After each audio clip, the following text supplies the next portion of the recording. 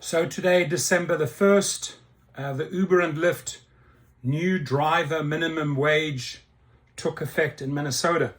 How sad is this that you have to put up a full-on battle that goes over months and months and months and months just to fight for the minimum, right? With the state in between, sort of at times protecting the company.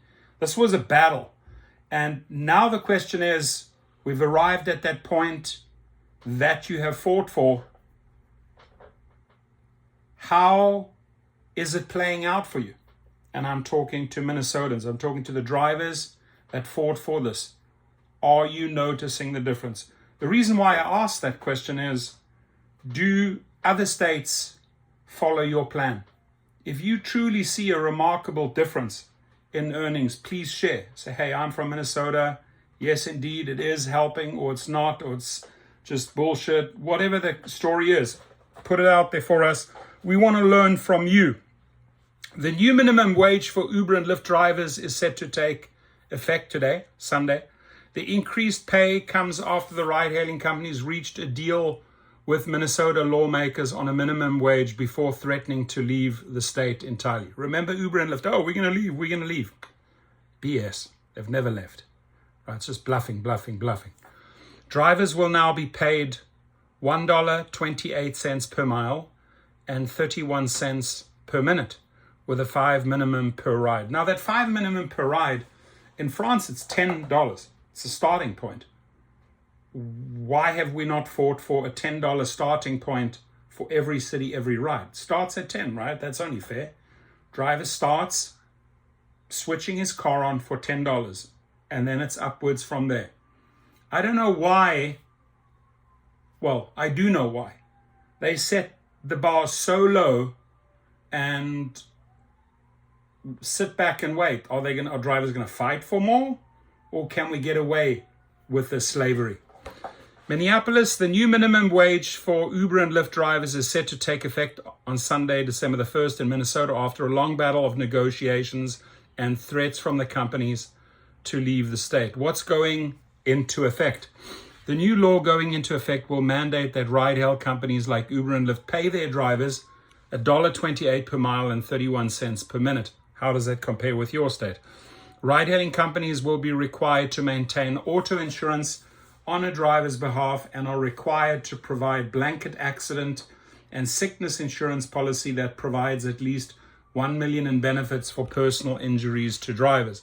The companies will also have to pay drivers with wheelchair-accessible cars an additional 91 cents per mile and pay drivers 80% of a ride cancellation fee. That's only fair. It's your time, your car, they're canceling on you. If the driver had already departed and the ride is canceled. So Uber and Lyft were asked for comment. They have not replied.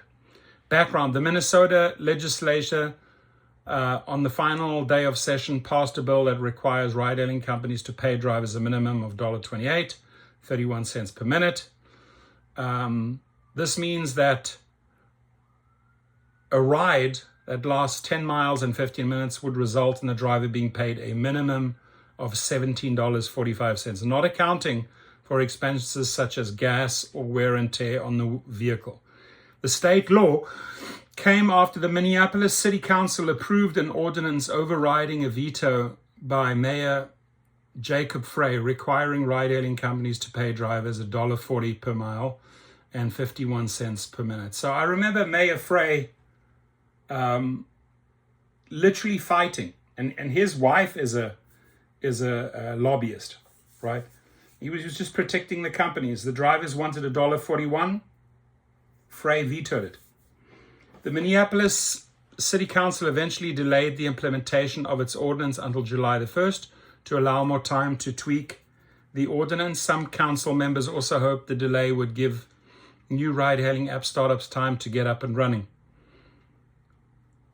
Eventually, on the final day of the legislative session, a law passed that overrode the Minneapolis ordinance after the ride-hailing companies and state lawmakers reached a deal on a minimum wage for drivers. Now, the question is, how does it play out in real time? So do report. Today was the first day. What are you noticing tomorrow? What are you noticing at the end of the week? How are things changing for you, Minnesota? Have a good one. Proud of you, how hard you battled and fought.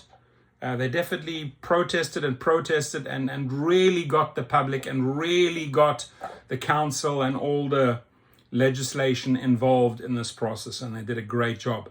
The question now is, was it worth it? Your comments.